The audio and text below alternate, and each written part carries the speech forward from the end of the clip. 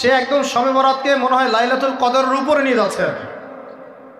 লাইলাতুল নিসফু মিনাশ শাবানকে কোনো কোনো ক্ষেত্রে বাড়াবাড়ি পন্থীরা একদম লাইলাতুল কদরের উপরে নিয়ে চলে যাচ্ছে।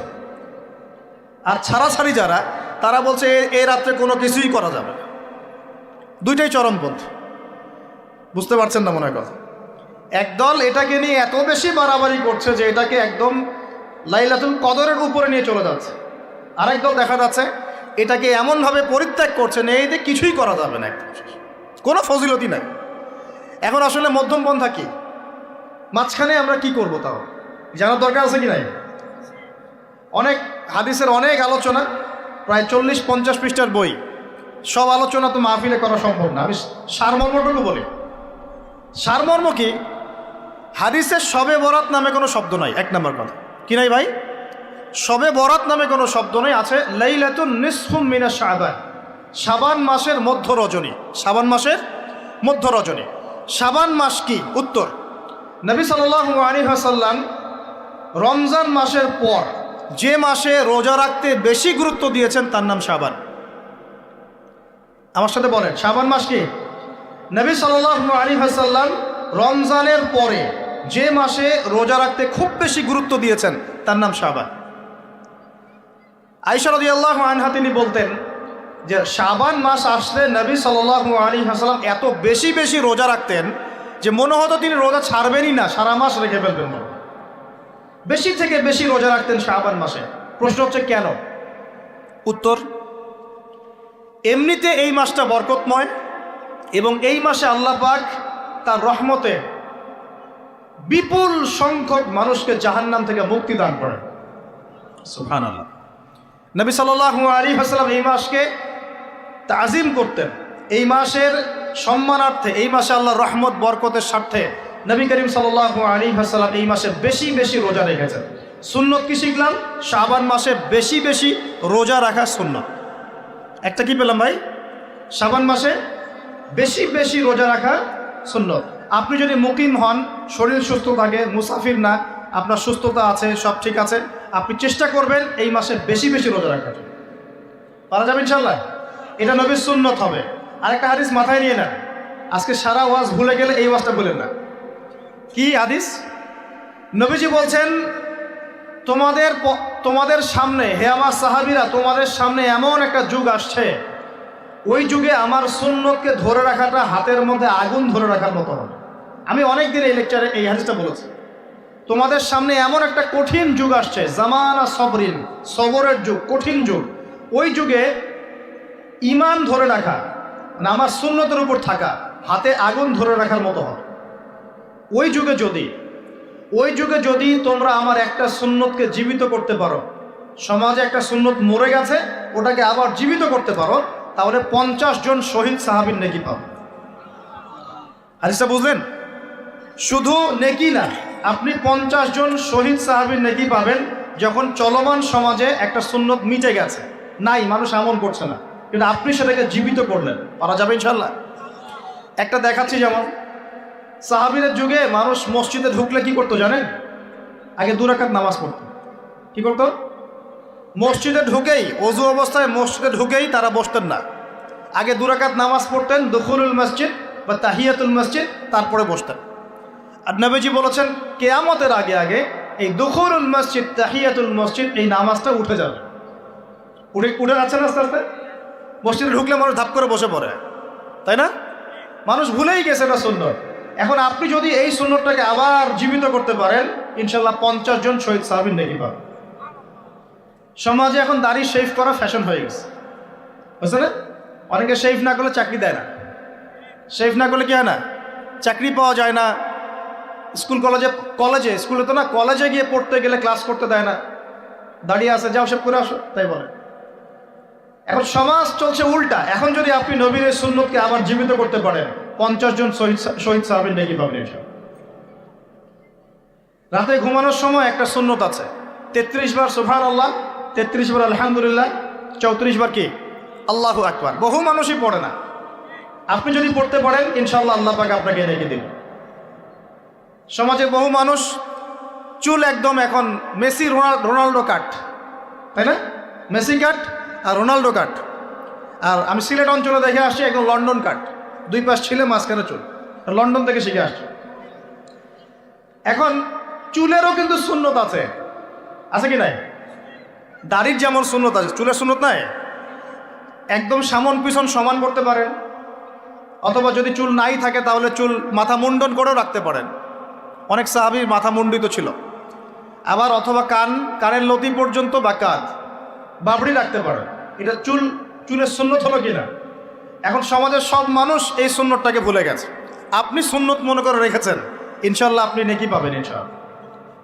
এরকম অগণিত সুন্নত আছে, অগণিত, যেগুলো আমাদের সমাজ থেকে আস্তে আস্তে উঠে যাচ্ছে। আমি খুব দুঃখের সাথে বলছি, অনেক মসজিদে ফরজ নামাজ পড়ার পরে আমরা কি করি? একটা মোনাজাত করি, আল্লাহুম্মা আমিন বিরহমাতিকা ইয়া আরহামার রাহিম, ব্যাস উঠে চলে গেলাম, তাই না? উঠে চলে যায় না? তারপর স্যান্ডেল নিয়ে বাইরে চলে গেলাম। অথচ সালাম ফিরানোর পরে একবার বলতে হয় আল্লাহু আকবার, কি বলতে হয়? 3 বার বলতে হয় আস্তাগফিরুল্লাহ আস্তাগফিরুল্লাহ আস্তাগফিরুল্লাহ, বলতে হয় আল্লাহুম্মা আনতাস সালাম ওয়া মিনকাস সালাম তাবারাকতা ইয়া যাল জালালি ওয়াল ইকরাম। একবার পড়তে হয় আয়াতুল কুরসি, 33 বার সুবহানাল্লাহ, 33 বার আলহামদুলিল্লাহ, 33 বার আল্লাহু আকবার, তারপর কালিমা শাহাদা। এরপর সূরা ফালাক একবার, সূরা নাস একবার, ইখলাস একবার। আরো অনেক দোয়া আছে, আল্লাহুম্মা লা মানি লিমা আ'তাইত ওয়া লা মু'তি লিমা মানা'ত ওয়া লা ইয়ানফা'ু যাল জাদ্দি মিনকাল জাদ। পড়তে হয় আল্লাহুম্মা ইন্নী আউযু বিকা মিনাল হাম্মি ওয়াল হাযান ওয়াল আজজি ওয়াল কাসালি ওয়াল বুখলি ওয়াল জুবন ওয়া দালা'id দাইন ওয়া গালাবাতির রিজাল। পড়তে হয় আল্লাহুম্মা আ'ইন্নী আলা যিকরিকা ওয়া শুকরিকা ওয়া হুসনি ইবাদাতিক। আরো অনেক দোয়া আছে। দেখেন তো, মোনাজাত করেন, আমি তো না করছি না, আমি তর্ক করতে আসি না এখানে, এটা নিয়ে আমি ঝগড়া করতে আসি। কিন্তু এই সুন্নতটা যে উঠে গেল, মোনাজাতটা করে যে মসজিদ থেকে বের হয়ে চলে গেলেন, এই সুন্নতটার উপর আমল কে করবে? সুন্নত উঠে গেল না?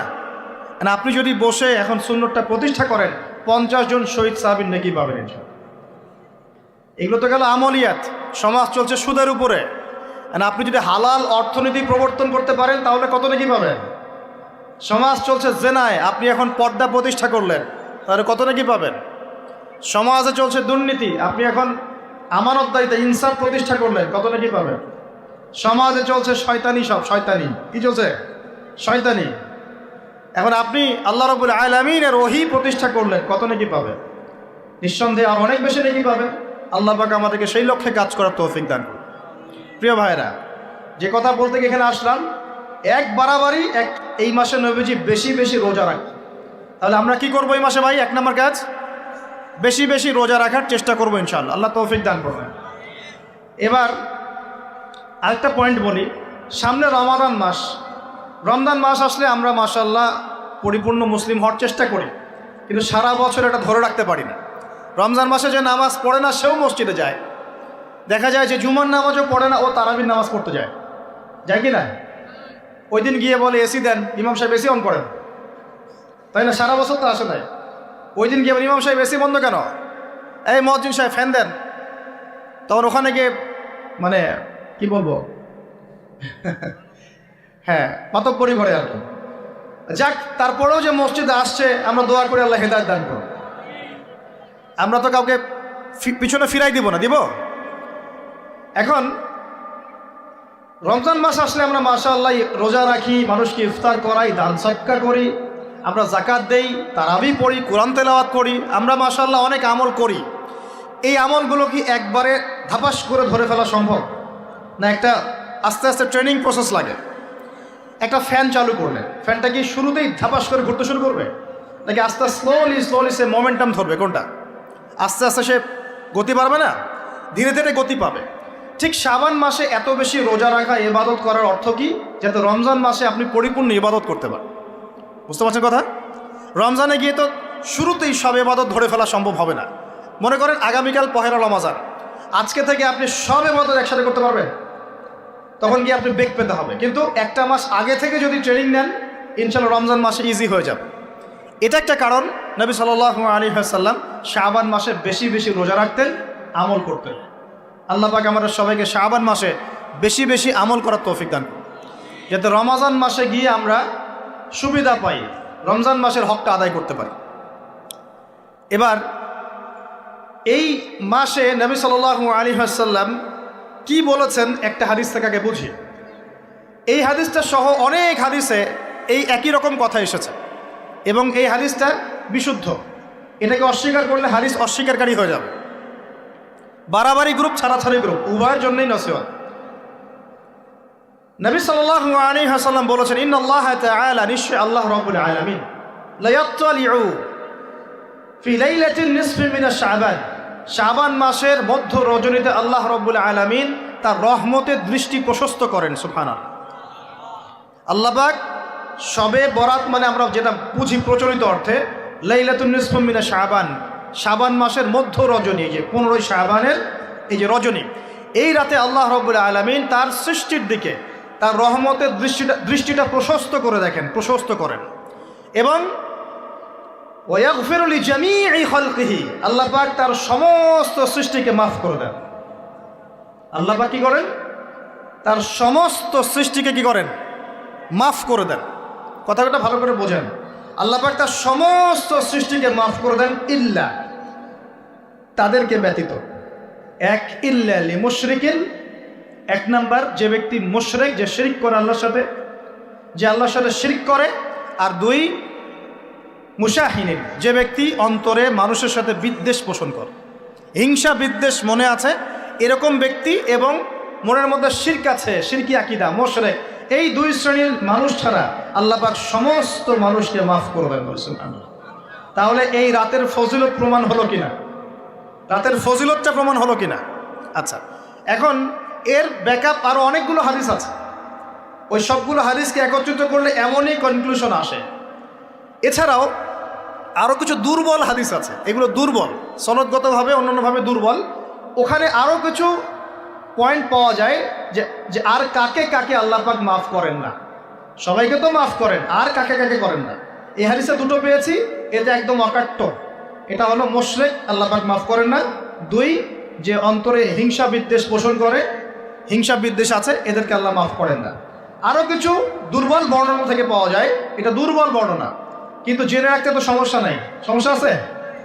আর পাপ তো পাপি, দুর্বল হাদিসে আসুক আর কঠিন হাদিসে আসুক, পাপ তো পাপি নাকি? পাপ ছাড়তে কোনো সমস্যা আছে?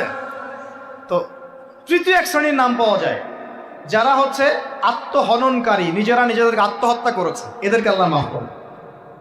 আত্মহনন বোঝেন কিনা? আত্মহত্যা যারা করে, আত্মহনন, এটা একটা শ্রেণী পাওয়া যায়। 4 নম্বর একটা পাওয়া যায় আত্মীয়তার সম্পর্ক ছিন্নকারী, আত্মীয়তার সম্পর্ক ছিন্নকারী। 5 নম্বর একটা পাওয়া যায়, সেটা হলো মাদক দ্রব্য সেবনকারী। মাদক দ্রব্য সেবনকারী, যুবকরা খুব ভালো করে শোনো এগুলো। মাদক দ্রব্য সেবনকারী আল্লাহ সবাইকে মাফ করেন, মাফ করছেন না। আরেকটা পাওয়া যায়, সেটা হলো যারা জেনার পাপে লিপ্ত আছে। কিসের পাপে ভাই? জেনার পাপ। এরকম আর কিছু ব্যাকআপ পাওয়া যায়, কিন্তু এগুলোর বর্ণনা দুর্বল। বর্ণনা কি? দুর্বল, কিন্তু পাপ তো পাপই নাকি? এই পাপগুলো তো পাপ, এই পাপগুলো করলে কি আল্লাহ খুশি হন? অকাট্য সহি থেকে পাওয়া যায় এই দুইটা, মুশরিক এবং মুশাহিদ, যারা শিরক করে, অন্তরে বিদ্বেষ পোষণ করে, আল্লাহ পাক এদেরকে মাফ করেন। এখন আগে জানি শিরক থেকে কিভাবে বাঁচবো, শিরক কি এবং কেন, তারপরে জানবো হিংসা বিদ্বেষ, তারপরে আমরা যাব এই রাত্রে আমরা কি করতে পারি। মনে রাখবেন, আমল করতে হবে 3টা বিষয় খেয়াল রেখে। কয়টা বিষয় ভাই? আমল করতে হবে 3টা বিষয় খেয়াল রেখে। এক, আমল করতে হবে একমাত্র আল্লাহ পাকের সন্তুষ্টির জন্য। 1 নম্বর কি বলেন? এক, আল্লাহর সন্তুষ্টির জন্য, কারো সন্তুষ্টির জন্য না, কারো জন্য না, শুধু কার জন্যে? দলিল হচ্ছে ইন্নাস সালাতি ওয়া নুসুকি ওয়া মাহইয়ায়া ওয়া মামাতি লিল্লাহি রাব্বিল আলামিন ফাসাল্লি লিরাব্বিকা ওয়ানহার। 2, আমল হতে হবে একমাত্র নবী সাল্লাল্লাহু আলাইহি ওয়াসাল্লামের সুন্নত মোতাবেক। কার সুন্নত মোতাবেক? নবী এবং সাহাবীদের সুন্নতের সাথে মেলে না, সেই আমল করা যাবে না। নবী এবং সাহাবীদের সুন্নতের সাথে মেলে না, সেই আমল করা যাবে না। 3 নম্বর, আমলটা যত সুন্দরই মনে হোক, আমলটা যত সুন্দরই মনে হোক আর যত মানুষই করুক, যত মজাদার মনে হোক না কেন, নবী করেন নাই, সাহাবীদের থেকে প্রমাণ নাই, আমল করব না। করলে বেদাত হয়ে যাবে। কি হবে?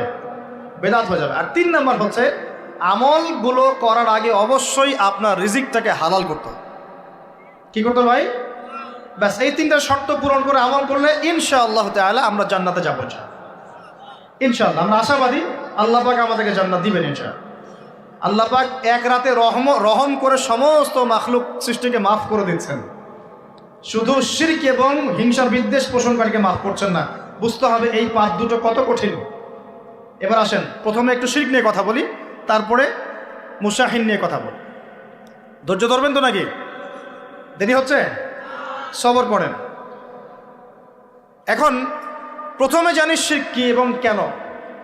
শিরক হচ্ছে এমন একটা পাপ, যেই পাপ আমল নামায় থাকলে পরে বিনা তওবায় যদি সেই ব্যক্তি মারা যায়, আল্লাহ পাক তাকে মাফ করবেন না। ভালো করে শোনেন, শিরক এমন একটা পাপ, যে পাপ যদি আমল নামায় থেকে যায়, বিনা তওবায় সে মারা যায়, শিরকের পাপ নিয়ে আল্লাহর সামনে দাঁড়ায়, আল্লাহ তাকে মাফ করবেন না। দলিল সূরা নিসা, আল্লাহ পাক বলছেন ইন্নাল্লাহা লা ইয়াগফিরু আন ইউশরাকা বিহি ওয়া ইয়াগফিরু মা দুনা যালিকা লিমান ইয়াশা। আল্লাহ পাক তার সাথে শিরকের গুনাহ মাফ করবেন না, এছাড়া যে কোনো গুনাহ যাকে ইচ্ছা মাফ করবেন। বুঝাচ্ছি, মনে করেন একজন ব্যক্তি জেনা করেছে, কথার কথা নাউজুবিল্লাহ, একজন ব্যক্তি জেনা করেছে বা মিথ্যা কথা বলেছে বা ধরেন মদ খেয়েছে ইত্যাদি। এখন সে তওবা করলে তো মাফ পেতই, তওবা করলে মাফ হতো না? তওবা করলে মাফ তো পেতই। মনে করেন তওবা না করেই মারা গেছে, আল্লাহ পাক চাইলে কিয়ামতের মাঠে এই পাপও বিনা তওবাতেই মাফ করতে পারবে। কথা বুঝতে পারছেন? বুঝতে পারছেন না মনে হয়। মনে করেন একজন ব্যক্তি মদ খেয়েছে, জেনা করেছে ইত্যাদি, সে তওবা করার ফুরসত পায় নাই, বিনা তওবায় মারা গেছে। আল্লাহ পাক চাইলে কিয়ামতের মাঠে তওবা না করা সত্ত্বেও আল্লাহ পাক তাকে মাফ করতে পারে। কিন্তু একজন ব্যক্তি শিরকের পাপ করেছে, তওবা না করে মারা গেছে, আল্লাহ পাক কিয়ামতের মাঠে শিরকের পাপ মাফ করবে। আমি কি বুঝতে পারছি? অন্য পাপের কারণে আল্লাহ রাব্বুল আলামিন শাস্তি দিয়েও হোক, কোনো একটা ভাবে হোক, নবীর সুপারিশের মাধ্যমে হোক, তাকে জাহান্নামে গেলেও সেখান থেকে বের করে জান্নাতে দিবেন ইনশাআল্লাহ। কিন্তু শিরকের পাপ যার আমলনামায় থাকবে, তার উপর জান্নাতকে হারাম করে দেওয়া হয়েছে। বলেন নাউজুবিল্লাহ। সূরা মাইদায় দলিল আছে, শিরকের পাপ যার আমলনামায় আছে তার জন্য জান্নাতকে হারাম করে দেওয়া হয়েছে। শিরক মানে অংশীদার সাব্যস্ত করা, আল্লাহ পাকের সাথে কাউকে সমকক্ষ করা। শিরক কত প্রকার হয়? উত্তর 3 প্রকার। কয় প্রকার ভাই? বিশ্বাসে শিরক হয়, মানে আকীদায় শিরক হয়; আমলে শিরক হয়, মানে কাজে শিরক হয়; কথা বা লিসানে শিরক হয়। মনে থাকবে? 1 নাম্বার কিসে শিরক হয়? বলেন আমার সাথে। বিশ্বাসে শিরক হয়, আকীদায় শিরক হয়। 2 নাম্বার আমলে শিরক হয়, কাজে শিরক হয়। 3 নাম্বার কথায় শিরক হয়। কয়েকটা এক্সাম্পল দিয়ে বুঝতে পারবেন। একজন ব্যক্তি মনে করেন বিশ্বাস করে যে আল্লাহ বলতে কেউ নাই, কি হবে এটা? বলেন শিরক। একজন ব্যক্তি মনে করেন বিশ্বাস করে যে আল্লাহ আছে, আরো ইলাহ আছে, তাহলে কি হবে? কেউ যদি বিশ্বাস করে আল্লাহর সন্তান আছে, কি হবে? কেউ যদি বিশ্বাস করে মহাবিশ্ব আল্লাহ সৃষ্টি করে নাই, বিগ ব্যাং থেকে সৃষ্টি হয়েছে, কি হবে? কেউ যদি বিশ্বাস করে আল্লাহ মানুষকে সৃষ্টি করে নাই, মানুষ বানর থেকে হয়েছে, কি হবে? আচ্ছা, বিশ্বাসগত সে। কেউ যদি মনে করে আল্লাহ ছাড়া অমুকে আমার সন্তান দিতে পারে, কি হবে? কেউ যদি বিশ্বাস করে যে আল্লাহকে পাওয়ার জন্যে আমাকে মাধ্যম ওসিলা পূজা করতে হবে, তাহলে কি হবে? কেউ যদি চন্দ্র, সূর্য, গ্রহ, নক্ষত্র, গাছপালা, মূর্তি এসবে পূজা করে, কি হবে? এগুলো বিশ্বাসগত শিরক। কেমন শিরক ভাই? বিশ্বাসগত শিরক। 2 নাম্বার আসেন আমলগত, কাজগত শিরক। কেমন? মনে করেন সেজদা করতে হয় কার জন্যে? কেউ যদি এখন কবরে গিয়ে সেজদা করে, কি হবে? আল্লাহর জন্য সেজদা করতে হয় না কবরে সেজদা করতে হয়? সেজদা কার জন্যে? আচ্ছা, তাহলে শিরক হবে। কুরবানি কার জন্য করতে হয়? কেউ যদি এখন মনে করেন জিনকে সন্তুষ্ট করার জন্য কুরবানি করে দেবে, কি হবে? এখনকার যুগে কিন্তু বহু মানুষ জিনের উপাসনা করে। এখনকার যুগে বহু মানুষ জিনের উপাসনা করে, আর জিন বলে একটা জাতি আছে আমাদের সাথে চলাফেরা করে, আমরা দেখতে পারি না। আমরা কি সব দেখতে পারি? আমরা কি সব জানি? আমরা তো আমাদের আত্মাকেই দেখতে পারি না। এত ঘুমাই গেছেন, আত্মা চলে গেছে, দেখতে পারছেন? আর আমরা কি জানি? আমরা কতটুকু জানি আগামীকাল কি হবে আপনার সাথে? বলেন দেখি, কেউ জানে? আমাদের জ্ঞান কত ক্ষুদ্র, বুঝতে পারলাম। আগামীকাল কি হবে তাই জানি না, আমার আত্মাকেও চোখে দেখি না। আর আমি যদি দাবি করি এখন আমি সব জানতাম, তাহলে কি হবে? অতএব জিন জাতি আমাদের মধ্যেই আছে কি নাই? ওমা খলাকতুল জিন্না ওয়াল ইনসা ইল্লা লিয়াবুদুন। আমি জিন আর মানুষকে শুধুমাত্র আমার ইবাদত করার জন্যই সৃষ্টি করেছি। আল্লাহ পাক আমাদের সবাইকে আল্লাহ পাকের সত্য বোঝার তৌফিক দান করুন। এবার আসেন, আপনাদের পার্বত্য এলাকায় জিনের উপাসনা হয়। এখন বললেন ভাই কেমন করে জানলেন? যত তান্ত্রিক মান্ত্রিক কবিরাজ জাদুকর সব এই পাহাড়ি এলাকায় ঘুরে বেড়াচ্ছেন, এবং চোখ কান খোলা রাখলে আপনারাও বুঝতে পারবেন। জিনের উপাসনা করলে অনেক কিছু ভেলকিবাজি দেখানো যায়। জিনকে আল্লাহ পাক কিছু ক্ষমতা দিয়েছে। জিন অনেক দূর থেকে দেখতে পারে। মনে করেন যে কেউ একজন এখানে বসে আছে, সে দাবি করছে যে সে অলৌকিক ক্ষমতার অধিকারী, অথচ ওর কাছে জিন আছে। কি আছে? জিন। এখন আপনি শুনেছেন যে অমুক জায়গায় অমুক বাবা আছে, সে অনেক বড় ক্ষমতার অধিকারী, যাই দেখি ওনার কি ক্ষমতা। এখন আপনি রাস্তায় আসছেন, তার সেই জিন তো আগেই দেখতে পাচ্ছে আপনি আসছেন দূর থেকে, সে আগে খবর দিল আসতেছে মক্কেল, ওই যে মক্কেল আসতেছে। এখন সে বলল যে ওই ব্যক্তির সাথে যে জিন আছে ওর সাথে কানেকশন করো। সবার সাথে একটা জিন আছে না? আছে কি না? একটা করে জিন শয়তান আছে না সবার সাথে? দুইজন ফেরেশতা একজন জিন সবার সাথেই আছে। আছে কি না? আপনার জিন জানে আপনার সাথে অতীতে কি হয়েছিল? জানে তো। আপনার জিন আপনার সাথে আছে না শুরু থেকে? তাহলে আপনি 1 মাস আগে কি করেছেন আপনার জিন তো জানে। ও ভবিষ্যৎ জানে না, কিন্তু অতীত তো জানে। ও তো ভবিষ্যৎ জানে না, কিন্তু অতীতে আপনি কি করেছেন ও তো জানে না? এখন ওর সাথে এই কারিনের সাথে যোগাযোগ করছে। ওকে বলছে এই তো 1 মাস আগে অমুক মেয়ের পিছনে দৌড়াইছিল, 1 মাস আগে অমুক একটা মেয়ের পিছনে দৌড়াইছে, ওই মেয়েকে পাওয়ার খুব চেষ্টা করছে, কিন্তু 1 মাস আগে ব্যবসা এই কাজ করছে, কিন্তু 1 মাস আগে ওই কাজ করছে। এখন আপনি হেঁটে হেঁটে আসলেন, এদিকে খবর পাস করা শেষ, এসে বললেন বাবা আপনার কি ক্ষমতা, আমি আপনার ক্ষমতার নিদর্শন দেখতে চাই। সেই বাবা এখন বলছে যে তুই তো সেই ব্যক্তি না, তোর নাম অমুক না, আপনি তো ভেবাচকা খেয়ে গেলেন। হ্যাঁ তাই তো, আমার নাম তো অমুক। তুই তো 1 মাস আগে এই মেয়ের পিছনে ঘুরছিস না? তাই তো, আপনি কেমন করে জানলেন? তুই 1 মাস আগে এই কাজ করছিস না? তাই তো, আপনি কেমন করে জানলেন? আপনার তো চোখ একদম আসমান উঠে গেল। বাপরে বাপ, সে তো আমার অতীতের সব বলে দেয়, তুই অমুক জায়গায় এটা পাপটা করছিস না, তুই এই জায়গায় ওটা লুকায় রাখছিস না। ব্যাস, আপনার মাথা খারাপ। জিনের উপাসনা করে মানুষ অনেকেই। আর জিনরা কি করে, অনেক সময় আসমানের কাছে যায় সংবাদ নেওয়ার জন্য। সূরা মুলক পড়েন, সূরা মুলকের 1ম পৃষ্ঠা পড়েন। আল্লাহ পাক ওদেরকে তাড়ানোর জন্যে আসমানের মধ্যে এই উল্কাপিণ্ড নক্ষত্র নিক্ষেপ করেন। রুজু মাল্লিশ শায়াতিন, আল্লাহ বলেছেন এই নক্ষত্রগুলা আমি রুজু মাল্লিশ শায়াতিন, শয়তানদেরকে তাড়ানোর জন্য রেখেছি। পৃথিবীতে অনেক কিছুই ঘটে, আমরা খালি চোখে বুঝতে পারি না। এখন কেউ যদি জিনের উপাসনা করে, জিনকে সন্তুষ্ট করার জন্যে এই কুরবানি করে, তাহলে কি শিরক হবে কি না? সেজদা কার জন্যে? অন্য কারোর জন্যে করলে কি হবে? কুরবানি কার জন্যে? অন্য কারোর জন্য করলে কি হবে? কার নামে কসম করতে হয়? যদি অন্য কারো নামে কসম করি, এই যে এখন বাপের নামে কসম, মায়ের নামে কসম করেন কেন? কসম করা যাবে না এভাবে। মান হালাফা বিগাইরি ইসমিল্লাহি ফাকাদ কাফার, কেউ যদি আল্লাহ ছাড়া অন্য কারো নামে কসম করে সে কুফরি করবে। যদি কসম করতেই হয় আপনাকে আল্লাহরই কসম করতে হবে। যদি কসম করতে হয় কার কসম করবেন? আর আল্লাহর কসম করে কি মিথ্যা বলতে পারবেন? মিথ্যা বললে তখন কাফারা দেওয়া লাগবে। আচ্ছা, কাফারা কি? সবচেয়ে সহজ কাফারা হচ্ছে 3টা রোজা রাখা। কয়টা রোজা? 3টা। আসেন আমরা যাই। এখন কসম করব আল্লাহর জন্যে, দোয়া করেন কার কাছে? দোয়া কার জন্যে? এখন যদি অন্য কারোর কাছে দোয়া করা শুরু করি, সন্তানকে দিবে, অন্য কারোর কাছে চাওয়া শুরু করি। মনে করেন আপনার রোগ ব্যাধি দেওয়ার ভালো করার মালিককে, যদি এখন আপনি একটা আংটি পরে মনে করেন এই আংটি আপনার রোগ ভালো করবে, কি হবে? শিরক হবে কি না?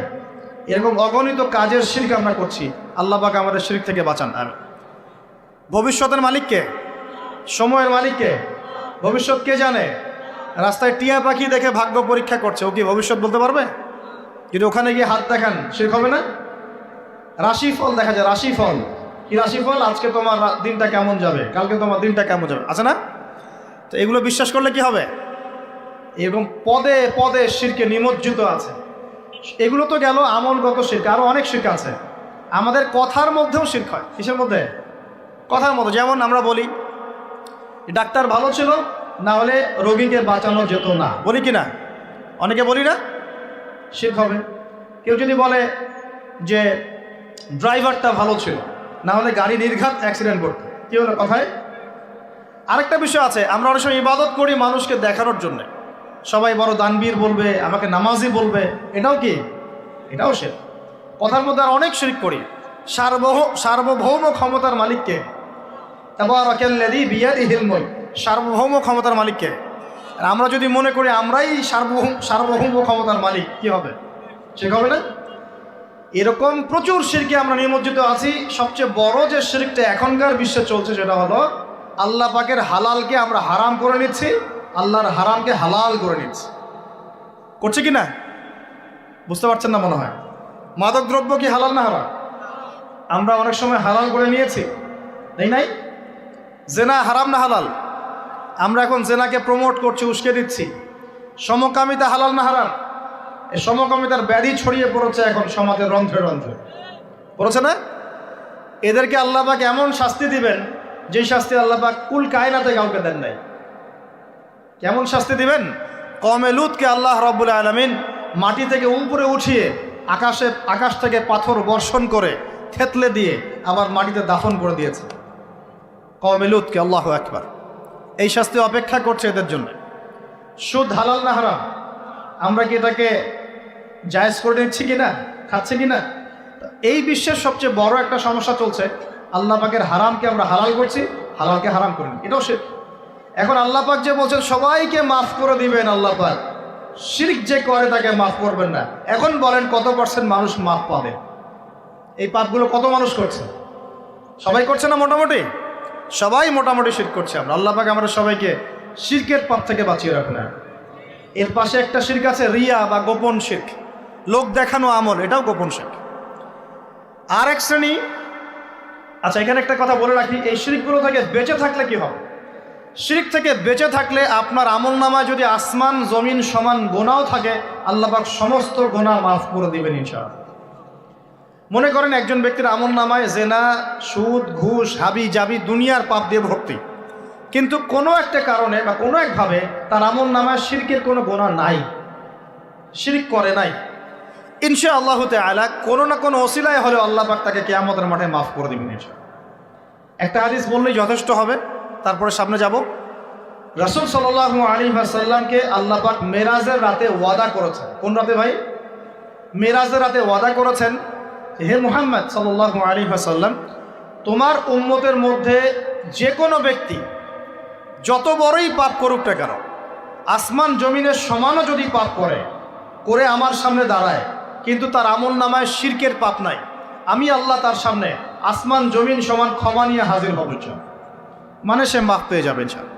অতএব শিরক মুক্ত আমল করতে পারলে ইনশাআল্লাহ এই নিসফু মিনা শাবান, লাইলাতুন নিসফি মিনা শাবান, এই শবে বরাত যেটা আপনারা বলছেন, এই রাতে আল্লাহ পাকের ক্ষমা আমরা পেয়ে যাব ইনশাআল্লাহ। শিরক মুক্ত আমল করতে পারলেই ক্ষমা হবে ইনশাআল্লাহ। আল্লাহ পাক আমাদের সবাইকে শিরক থেকে বেঁচে থাকার তৌফিক দান করুন। এই শিরক সম্পর্কে বিস্তারিত জানার জন্য শিরক কি ও কেন, কিতাব ও তাওহীদ, তারপরে কোরআন সুন্নাহর আলোকে ইসলামী আকীদা, এই বইগুলো পড়াশোনা করেন, ইনশাআল্লাহ জানতে পারবেন। আর এক শ্রেণী মানুষকে আল্লাহ পাক মাফ করবেন না। এরা কারা? মুশাহিন। মুশাহিন মানে কি? যারা একে অপরের সাথে হিংসা বিদ্বেষ পোষণ করে। এখন বলেন দেখি, হিংসা বিদ্বেষ পোষণ করেন এমন মানুষ আছে এখন? বলেন দেখি। রাজনৈতিক অঙ্গনে একজন আরেকজনের সাথে হিংসা করছে কিনা? সামাজিক নেতৃত্ব নিয়ে একজন আরেকজনের সাথে হিংসা করছে কিনা? পরিবারের মধ্যেও একজন আরেকজনের সাথে হিংসা করছে কিনা? ভাই একজন আরেকজনের সাথে হিংসা করছে কিনা? আলেম একজন আরেকজনের সাথে হিংসা করছে কিনা? করছে না? বক্তা একজন আরেকজনের সাথে হিংসা করে কিনা? ধর্ম থেকে শুরু করে বিশ্ব রাজনীতি পর্যন্ত হিংসার দাবানলে এখন পুরো বিশ্বের মানুষ জ্বলে পুরো শেষ হয়ে যাচ্ছে, হচ্ছে না? মহিলা হিংসা করে কিনা?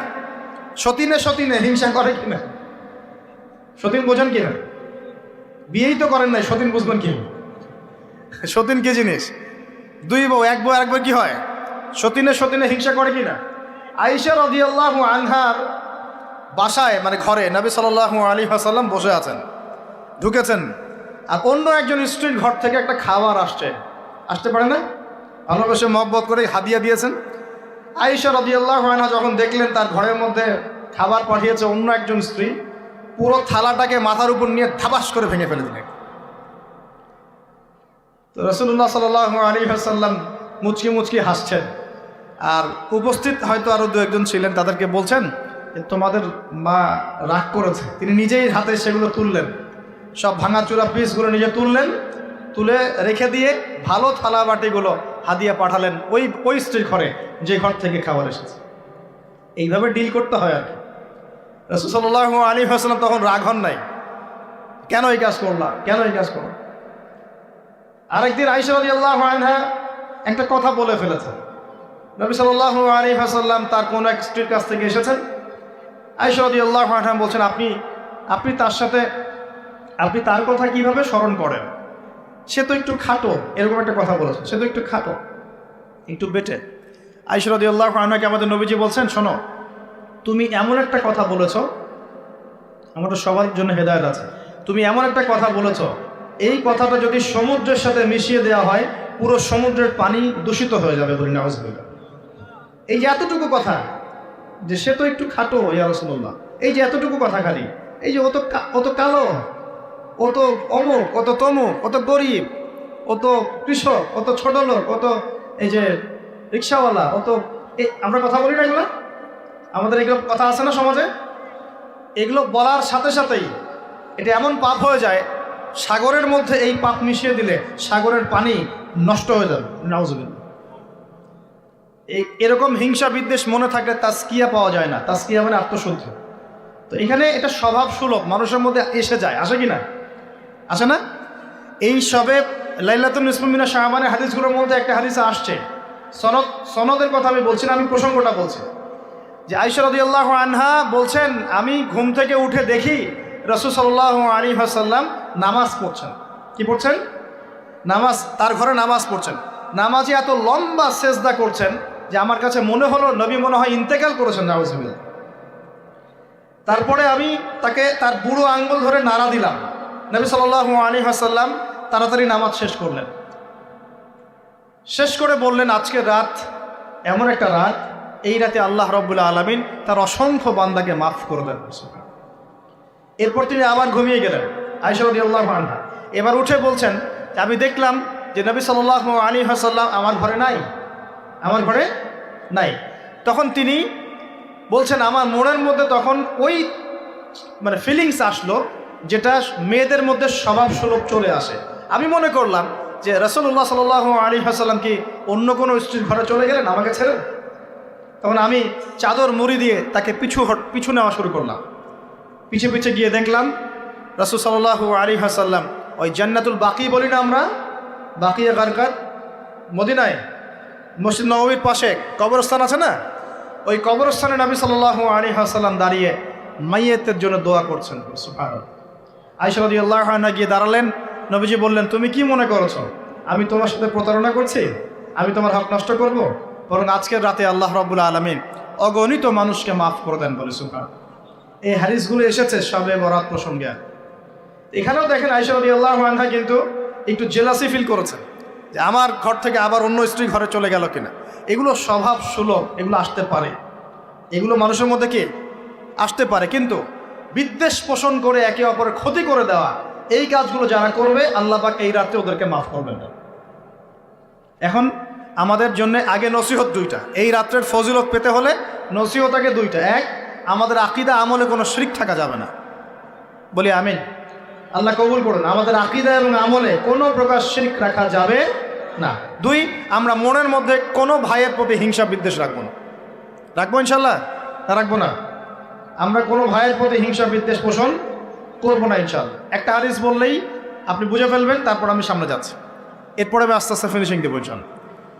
আল্লাহর রাসূল বলেছেন সাল্লাল্লাহু আলাইহি ওয়াসাল্লাম, তিনি বলেছেন যে তোমরা ততক্ষণ পর্যন্ত জান্নাতে যেতে পারবে না, ভালো করে শোনেন, তোমরা ততক্ষণ পর্যন্ত জান্নাতে যেতে পারবে না যতক্ষণ তোমরা প্রকৃত মুমিন না হচ্ছ, প্রকৃত মুমিন না হচ্ছ।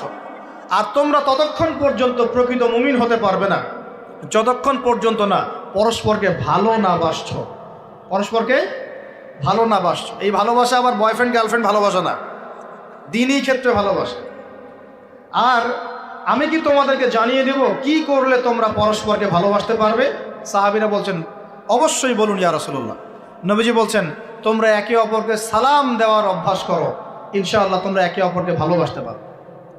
ইসলামের সৌন্দর্য দুটা, কয়টা ভাই? বেশি বেশি মানুষকে সালাম দেয়া এবং মানুষকে খাবার খাওয়ানো। কি খাওয়ানো? আরেকটা মনে রাখবেন, কিয়ামতের আগে আগে মানুষ বাছাইকৃত মানুষকে সালাম দিবে, সবাইকে সালাম দিবে। চলছে কিনা সমাজে? কিয়ামত দূরে না কাছে? এটা আজকে আলোচনার টপিক না, তাহলে আমি বলতাম যে কতগুলো আলামত আপনি দেখতে পাবেন। এখন আমরা বুঝতে পারলাম এই রাতের ফজিলত আছে, আছে কি নাই? এই রাতের ফজিলত কি? আল্লাহ পাক এই রাতে অগণিত বান্দাকে মাফ করে দিবেন ইনশাআল্লাহ। তবে কোন কোন মানুষকে মাফ করবেন না?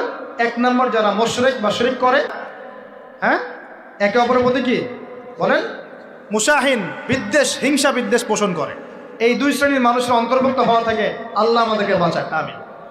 এরপরে দুর্বল হাদিসগুলো বা যেগুলো একদম দুর্বল সনদের, সেগুলোর মধ্যে অতিরিক্ত এসেছে আত্মীয়তার সম্পর্ক ছিন্ন করলে মাফ পাচ্ছে না, আত্মহত্যা করলে মাফ পাচ্ছে না, জেনা করলে মাফ পাচ্ছে না, মাদকদ্রব্য সেবন করলে মাফ পাচ্ছে না। এই পাপগুলো থেকেও আল্লাহ পাক আমাদেরকে বাঁচিয়ে রাখুন বলিয়া। এখন কিভাবে এই রাতে আমরা ইবাদত করব জানার দরকার কিনা? তার আগে ইবাদত কবুলের কয় শর্ত বলেছে? 3।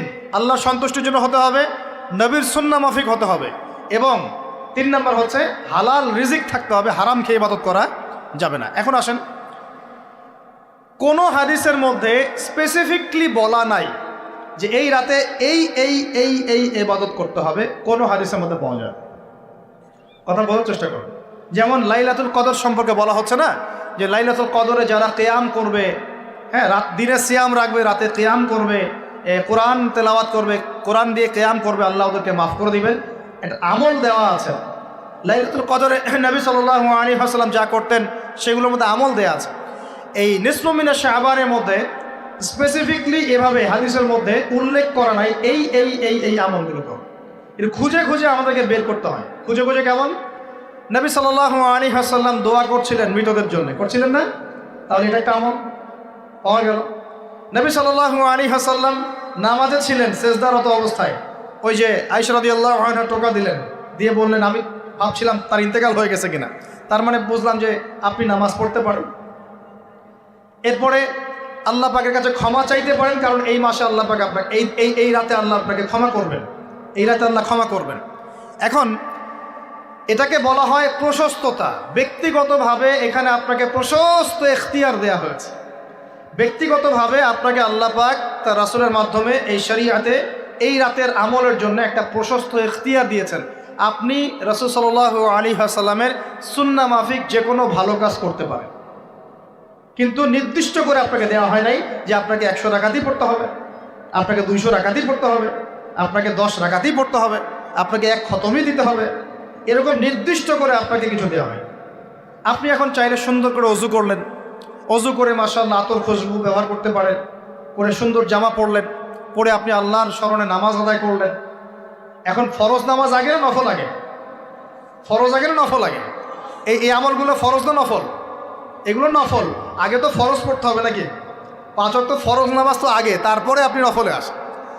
আমাদের জীবনে কোনটার গুরুত্ব সবচেয়ে বেশি? ফরজ ঠিক না থাকলে নফল দিয়ে কাজ হবে? তো ফরজ ঠিক করার পরে আপনি এখন অতিরিক্ত আমল করার চেষ্টা করছেন, সুন্দর কাপড় চোপড় পরেছেন, আপনি মাশাআল্লাহ পবিত্র হয়েছেন, আতর খুশবু ব্যবহার করেছেন, আপনি নীরবে নিভৃতে আল্লাহকে ডাকছেন নামাজের মধ্যে দিয়ে, লম্বা করে সুন্দর করে নামাজ পড়ছেন, আপনি একটু কোরআন তেলাওয়াত করছেন, আলহামদুলিল্লাহ।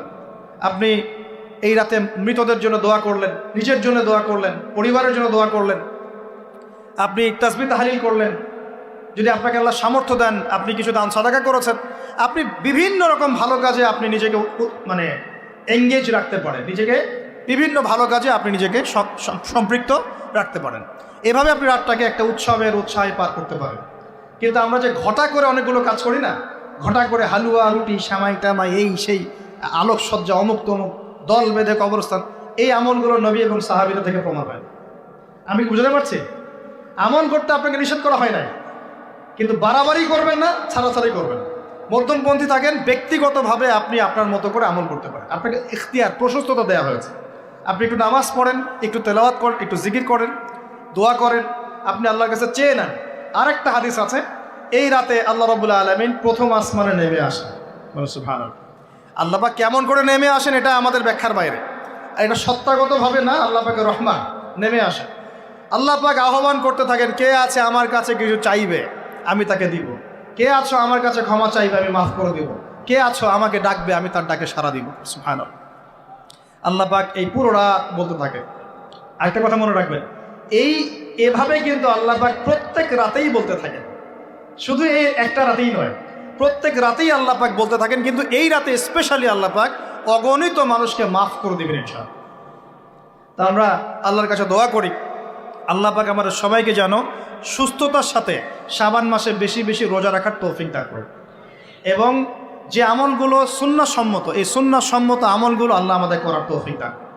বাড়াবাড়ি পর্যায়ে চলে যাবেন না, একবার ছাড়াছাড়ি পর্যায়ে চলে যাবেন, মধ্যমপন্থী থাকেন, রাতের ফজিলতটাকে আল্লাহর কাছে চেয়ে নেন, এবং আল্লাহর কাছে মাফ পাওয়ার জন্য যে পাপগুলোকে ছাড়তে হবে, যেমন শিরক, হিংসা বিদ্বেষ ইত্যাদি ইত্যাদি, এই পাপগুলোকে ছেড়ে দিয়ে আল্লাহর কাছে নিজেকে প্রমাণ করার চেষ্টা করি।